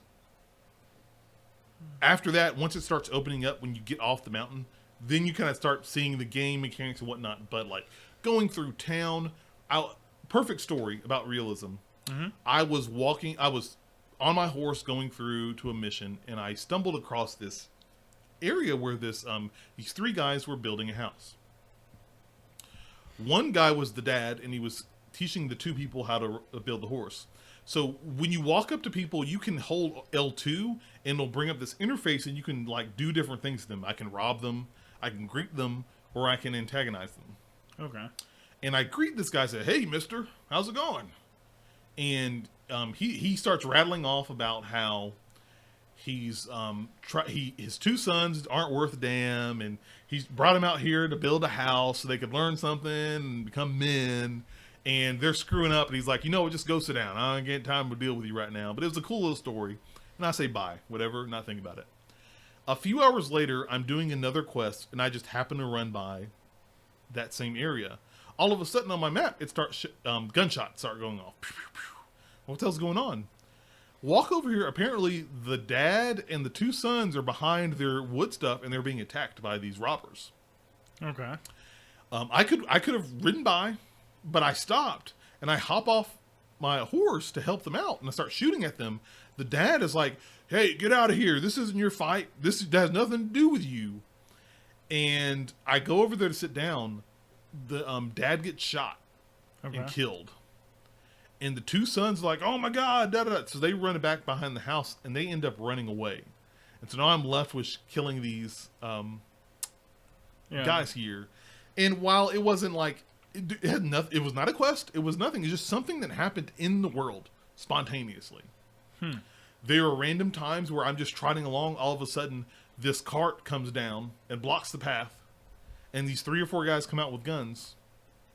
One time somebody did that to me, and they're like, "Give us your money, hold it up, stick them up right now." And I just hold up my hands, and you can kind of feint surrender, And as the guy comes up to you to try and take your money, I just basically took out my pistol, shot him in the head, and it was a firefight. And I'm like, I gotta get behind a tree, kill people that way. Okay. It was my initial thoughts on this game is the game is incredible. The game looks gorgeous. I'm playing for people for clarity. I am playing on my PS4 Pro. I don't have an Xbox One X, but apparently that is the best place to play. It is running at a full 4K resolution on the Xbox One X.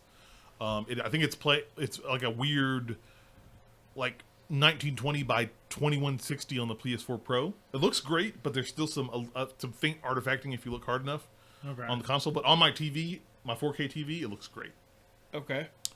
But like the vistas, walking through the land, like the rolling hills, the towns, everything looks great. When you go into town, it's muddy. There's dirt. You see your individual footprints. They stay there. When it rains, water actually fills in those little prints in the ground. Okay. As I said, you roll into the dirt and the dust and whatnot. When you kill somebody, I shot somebody and got blood on my jacket. Then I went to my hideout where I'm trying to bring resources to everybody in the gang. And a woman walks by, random audio tag says, you should probably get that blood off your shirt. I hate seeing that. Okay. It's just little details like that were just so incredible and so awesome to see. I'm really impressed with the game. I think this game is a work of art. A little bit more so than a game. I think Rockstar worked a little bit harder to try and see how real they could make this game. And as I said, guys, I'm working on a full review of this game, but my impression so far of this game, I think Rarutu nails it on the head in Twitch chat. It's a cowboy simulator, and it makes me feel like a cowboy. There are all these realistic components and stuff. If people are going in here looking for that gamey sense for Red Dead, that stuff could feel tedious. If somebody comes up to me and says, Red Dead it's kind of cool, it's not really my game because all this tedious stuff you have to do, I would understand where they're coming from. Okay. I mean, that kind of makes sense. In doing that. And so now, shifting gears slightly, talking about, I've given some examples of some of the realism, and I can give more. Like, let's have this talk about realism in gaming, because a lot of critics were coming in. I know a big one that some people like, at least from what I listened to, Greg Miller from Kind of Funny, was said, like, I think in some of the reviews he did with some of his friends and people in his area, he was like, the game is great, the game is cool, it's a work of art, it's not for me. And he did not like the realism. He said it felt like it was too much of a grind for him, and he didn't know if he was going to get back to it. I'm going to be honest with you, man. It sounds like it's not for me either. If I'm going to play a game, I want a game where I can jump in and do some crazy stuff and leave. If I want to do every single minute thing out in the world, then I can go outside and go to a gun range and shoot and all that stuff, and then go clean my guns afterwards. I can go, to an area and, take horse riding lessons and do all that if I want to do all that in real life. But can you start a brawl in a saloon and throw some poor unfortunate soul out the window and drag down, beat him in the mud? Once. Once. That's all you get. You get one time. You can do it once. Then the Everybody gets law's one. after you. No, in all seriousness, though, I mean, yeah, that's cool, but if it was like, do you remember the game Gun back in the day? Mm-hmm. I played the game. Yeah. I would be more about like a modern version of that instead of... That is more gaming, yeah. Yeah. And so, let's talk about this kind of game-like to realistic type of gameplay. Question I want to ask, where do we draw the line between games being more, quote, game-like and more real? Should there be a line drawn? Well, no, because, I mean, there's a whole market for simulator games. We got Flight Sim, we have Farming Simulator, we got... Urutu in Twitch chat says, I was defending my waifu's honor. That's good. I like that one. I digress. Continue. Yeah, no, but in all seriousness, I mean, it's one of those, like, there are games out there, and not everything's going to be for everybody. Just like not all TV shows are for everyone. Not everyone's going to like to watch CSI. OG CSI, not this new crap. I mean, in all seriousness, like I love the original CSI. I don't want to step away from that into the other stuff. If I'm gonna jump into something now, I'm gonna be like, yeah, okay, guys, whatever. I'm not gonna watch modern NCIS because once it stepped away from the original crew and we had a couple other people come in and people left, it wasn't for me anymore. When I play a game, I want to play games.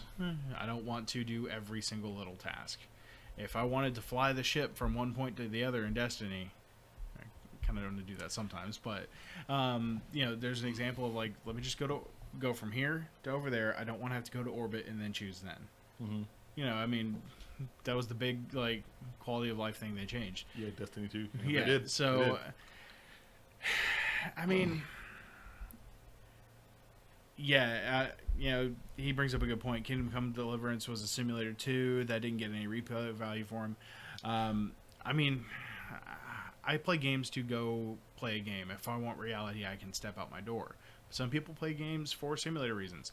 Like, let's be real. Farm Simulator 2018 is not a game for me. But there are people where that is their shtick. You're right. It's not a game for a lot of people, but for the people that like it, it's super awesome. What's funny, I was playing this game and I was thinking about our similar yet different play styles. I was playing this game like, this is not going to be a game for Chris. I don't think this is going to be a game for Will, because Will, he'll agree with me, I promise. You agree that I'm probably, between the two of us, I'm the more kind of artsy fartsy gamey guy. Like, I'll find these games that are like, oh my god, the way they handle this and do this stuff is so crazy. Not that you won't do it, but I lean a little bit more towards that camp than you do. He's got a bookshelf of art books. I do. I only have like 4 or 5. No, in all seriousness, like I appreciate games for what they are, and I love the work that goes into them.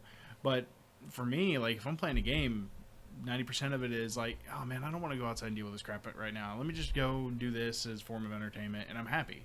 So, current Destiny, a jump in, jump out type of mentality to an extent. Let me jump into Far Cry 5 for a few hours, go blow some stuff up, be a semi ninja assassin dude. I'm gonna go over here with my bow and arrow, and I'm gonna kill me a bar. Or hey man, let me go over here and I'm gonna jump in this Ferrari that I can never afford, and I'm gonna go race it. I was gonna say that's what everybody who plays Grand Theft Auto, that's their shtick. If comic books are art books, then I don't know, I'm catching up to them.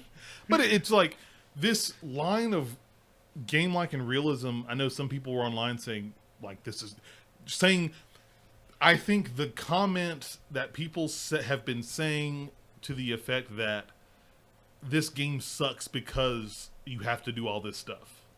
That's your opinion, but I don't.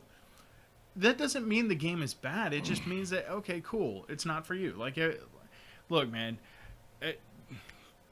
put it in this way. I like my Subaru. Mm-hmm. I do not like Hondas. I'm not saying Hondas are bad cars. I just don't like them. Yeah. And there's nothing wrong with that. I don't like the center stack on them. I don't like the instrument cluster. I can get my Subaru and I'm like, all right, cool. I like the layout. It's for me. But it's not for me to turn around and be like, oh, man, Ford sucked. They're not Japanese. I don't care. I think this game is a work of art.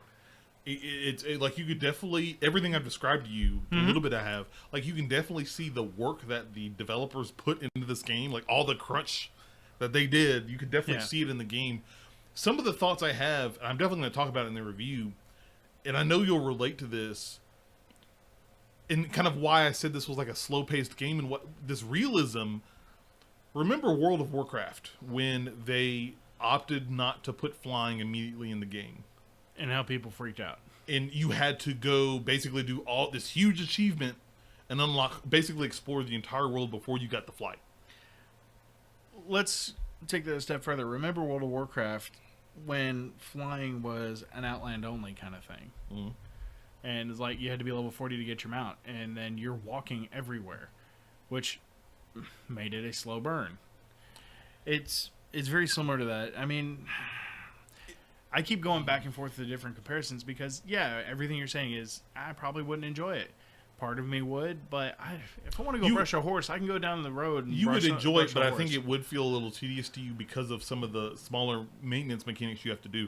And I was bringing up that specific analogy because I think this Red Dead Redemption 2 is that same thing to the Rockstar in the Grand Theft Auto series that I think it was either Legion or Draenor where they started adding in where you had to work to get your flight. It was Warlords of Draenor. Okay, so because in Grand Theft Auto 5 you had helicopters and stuff, you could fly around the world, do whatever, do all this stuff, get from point A to B very quickly. In here, your fastest mode of transportation, other than a horse, is maybe a train, but I don't even know if you can ride the train yet. I haven't gotten that far. There, in the 6 hours I've played, I haven't gotten haven't seen a quote fast travel point. If I want to go, I remember going to complete this mission out in the wilderness, on horseback. It was probably a 15 to 20 minute ride out there. I ran into 2 or 3 other little small events that happened. Like somebody walked, these bounty hunters were riding by me with somebody in the cage, and she was yelling out, "Please help me, please! Oh my God, come rescue me!" And I had that option where I could go stop them and break her out.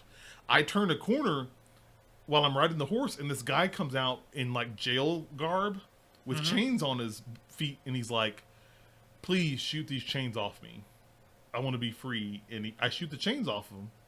And he's like, "Dude, thank you so much. I don't have anything to pay you, but there's this group of people in this town really close to here. They have a lot of money. And I heard that they're going to be leaving in a couple of days if you catch my drift." And then the game pop up and says robbery opportunity. So Gotcha. Those things popped up. It's almost like The Witcher, where you're going from quest A to quest B, but these little things pop in. Mm-hmm. Yeah. So, I mean, the cool thing there is that it sounds like everyone's going to have a unique experience playing the game. Yes. And that's the important part. Different experiences for everybody.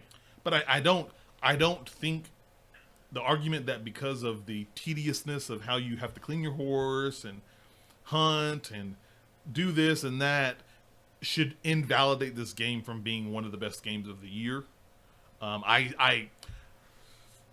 We're gonna see. I want to play more before I determine if that is that for me or not. But I think it is a very high quality, one of the most polished games ever. And I don't think because of the added realism in that game should invalidate it, because I think that's we could be walking down that path. I know for all the stuff we've talked about, we played some of these games, and I say us, the industry.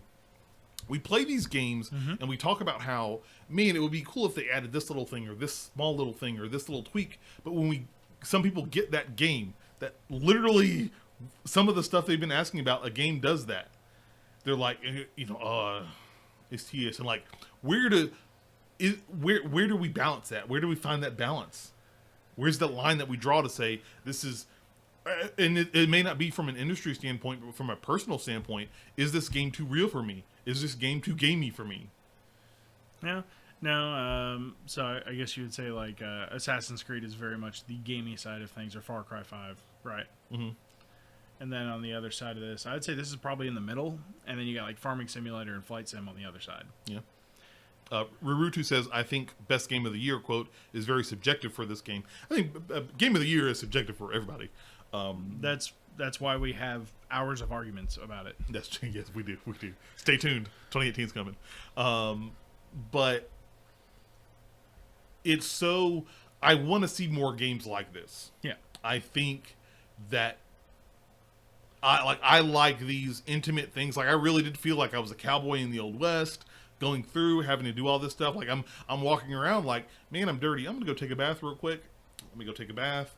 Okay, I've got to go get some supplies at the general store. Let me get some rest, because that's another mechanic. You have to rest and eat. If you don't rest and eat, then you could gain weight. You could lose stamina and slow yourself down if you don't manage your health and your weight in the game like that. Yeah, all right. Definitely not buying this game. I was like, I'll wait for PC. Yeah, I'm not buying it. No, I will. It sounds like Grand Theft Auto San Andreas all over again. There are some of those mechanics are San Andreas yes. It's like, come on. But I think that one of the questions I want to ask is which do we prefer? Can both types survive in the industry? Oh yeah, totally. 100%. I think that's not a disagreement. If people are willing to buy Farming Simulator, there's a spot for this game. Yeah, I 100% agree. I think that it's already been shown. People have been talking about this game nonstop. A lot of people have been raving about it. Some people have been voicing their concerns about the game. And I think the thing I do like about it is generally the audience in the industry right now is kind of on the same pattern as I am. That it's a great game. Some of these mechanics may not be for everybody, but this is a like game of the year contender for sure, depending on who you are. It's just like some of these little tedious mechanics you may or may not like, and you have to try it out and see it and watch and pay attention to it to determine that yourself. Okay. Well, hey man, you may have not sold a copy, but you know, hey, it is what it is. Hey, believe me, I'm actually surprised we haven't gotten the press release from Rockstar saying that this is like the RDR2 sold $500 million in a day or $1 billion, and it's something crazy. It's already sold $38 billion worth of games. Yeah, it's some crazy statistic like that. But you got any other questions for me? I'm trying to think of any other cool anecdotes I can think of from the game. Any besides the bear mauling you? Any kind of interesting hunting stories? I have not. Doesn't like happen in another game. You will actually probably appreciate this more than anything. So, before the bear, they kind of expanded more on the hunting stuff and kind of showed you how, like when there's a day-night cycle in the game. So as you're hunting, I've figured out the way I can set up camp somewhere. So if it's nighttime and I need to rest, I can set up a small camp. Okay. And I can cook food and craft stuff there. They showed me how to do this by hunting for rabbit. So I hunted a small rabbit. Okay. The rabbits. See, now I lost my train of thought on that. The rabbits. Hunting them was pretty straightforward. It wasn't anything too crazy. Hunting a rabbit and a goose, like I would shoot and kill them. Mm-hmm. As I shot them, the guy who was with me, he was like, he's an old guy. He's like, that's small game. You want to make sure, in order so you don't damage the meat, you want to make sure you use either a bow and arrow or a small hunting rifle, like a .22 caliber varmint rifle, to kill the animal. I'm like, son of a bitch, are you serious? Like, they have these different guns. Some guns are good for small game, some are good for big game, and depending on how you kill the animal, if you damage that meat, you could try and take it back to your camp, and they're like, I can't do anything with this meat because you've ruined it. You used a 22 gauge shotgun on this rabbit. Like, you've torn the meat out. I watched one of the first times I hunted a deer. Like, I talk about the detail and the realism. I watched as Arthur Morgan took out his knife and skinned the animal. Like, he skinned it, and in game ripped off the skin. You could actually see all the bone and sinew on the deer as they hung it up to get it ready for cooking and whatnot. What's some other cool little stories? The snow. So the first level, you thought Horizon Zero Dawn snow was dope. Mm-hmm. You could see each individual track in the snow. Like, snow was like this thick. If you, your horse, if it's too thick, your horse will slow down or speed up depending on what's going on there. Okay. You've got to have warm clothes, of course, because you start out with this big, heavy jacket. So they copied Legend of Zelda. Got it. Of course. That's exactly what they did. Rockstar is known for doing that. Yeah. Well, Grand Theft Auto is just open world Mario simulator, according to all the mods. This is a funny one. So your hat. Yeah. Your hat can fly off at any time. Like, I was in brawls and fights, and my hat would just bloop, fly off. Your hat is its own individual item in the world. You can go pick up the hat and put it on. You can pick up somebody else's hat. It's a piece of clothing you can interchange between the two. That was the little neat and cool. So, like, I would finish a fight, and then I just walk over to my hat, dust it off, put it back on. Let's go see what's going on in here. It was super, super cool. Bathing is like intricate. I say intricate, but like you go into the bath and you like, it tells like wash right arm, wash left arm. There is an option for a deluxe bath. I will tell you about off mic. We'll talk more about that later. That was pretty funny. Okay, so here's an event. Yeah. One of the you rob a train near the beginning of the game, and these three guys near the end come off the train. You tell them to come off, and you go explore the train, get whatever loot you can find on there, and you get back on there. Dutch, your boss, tells you, hey, do whatever you want to with these three guys. I don't care. You can choose to tell them to get on the train, drive off. You can tell them to, you can kill them right there. No matter. I basically said, everybody get on the train, get out of here. And they were making all this noise, like, we're not going to tell anybody, we swear, okay. And I will say it was on accident, but the third guy getting on the train, he was a little too slow, and I slipped on my button and actually shot him. I shot him. The other two immediately were on the train like, oh God, what's going on? And they ducked down. The third dude is trying to run away. And I just pulled out, had to shot him. And after I shot him, the other two were completely compliant. Just, whatever you say, we never saw you. We don't know nothing. We don't know nothing, sir. All right. As I'm in town, there's a guy, and it's part of you learning the game, but there's this one guy that comes up. It shows this cutscene, and it's like, hey, weren't you from Blackwater? Because you guys escaped from Blackwater because this whole heist went down. And you're like, Arthur Morgan's like, no, I don't know what you're talking about. I've never been to Blackwater. He's like, no, I think you were in Blackwater. I've seen you before. And he starts getting on his horse and galloping away to go get the law. And you have to chase him down. You finally catch up and chase him down because he's a witness. He could out you. And he slips. His horse slips off a cliff, and he's hanging on the edge. And so you can walk up to him. And you can put your boot on his hand? You can choose to put your boot on the hand and make him fall off the cliff and kill him, or you can choose to save him. I chose to save him. Okay. I picked him up, and it had this cutscene, and he was like, he gets up. It's so funny because it's like, oh, thank you so much. I thank you so much. I must have had a mistake or something. My name is Jimmy Brooks, and Arthur's like, he's like, well, you don't need to know my name. The thing is, I was at Blackwater a couple weeks ago, and that did happen. I kill men. I kill people. I killed a lot of people there, and you see Jimmy Brooks's face, I've never seen you before, sir, in my life, and I'd never ran into you. Nothing ever happened. And he's like, here, as a token of my appreciation, here's this nice little pen, and this is really high quality pen you could sell. And Arthur picks it up like, man, that's really nice. This is very generous of you. You're a really nice guy. Jimmy Brooks. I'm going to remember that. I've got a real good memory. I'm going to remember that. And the guy's like, I didn't see nothing, sir. I promise. And he runs off. And it's so cool kind of how that story unfolds. You can do, whether you killed him or not, these different paths unfold. So it was really, really cool to see and do all that stuff. Ruru 2, you get to use real soap for the deluxe bath. Sure. Real soap. I believe the deluxe bath is you pause the console and you go take a bath. That's it. Please, the game stops and it says, "Please go to your nearest go bathroom." take a bath. You smell. Even people will make comments on that if you don't take showers and whatnot or bath. They'll be like, "Oh, you stink. Oh my God, you smell horrible." In the game, it's pretty cool. It's pretty cool. But I those are my first impressions. A pretty in-depth talk. I will tell you guys more whenever we get our review for Red Dead Redemption 2 out to you guys. We'll do it as soon as we can, all events permitting. I'd rather sooner than later because I want to focus on Extra Life, but we'll definitely see there. Oh, man, Extra Life. It is coming, yeah. Anything else you got to add? No, man, I'm good. This sounds a little crazy for me. You'll see it. I think I'll play it for you for some for Extra Life. You can at least see kind of okay, this game is for me or not for me. That's why it's good to have friends you can watch games with and see if you like it or not before you make a purchase. True.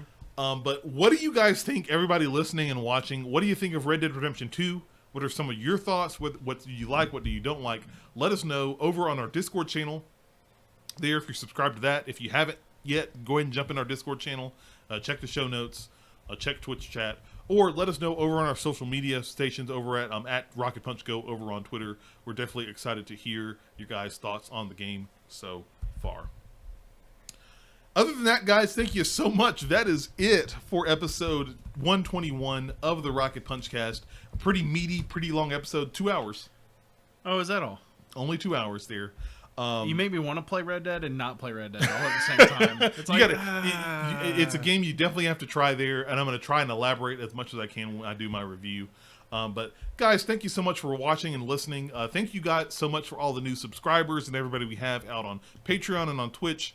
For all of our new subscribers who've followed us here on our audio services, Google, Apple, Spotify, everybody who's sharing and continuing to support our content, as well as our awesome community that we're continuing to work with to kind of help grow and build our community to have fun playing games and talking about geek stuff with everyone out there.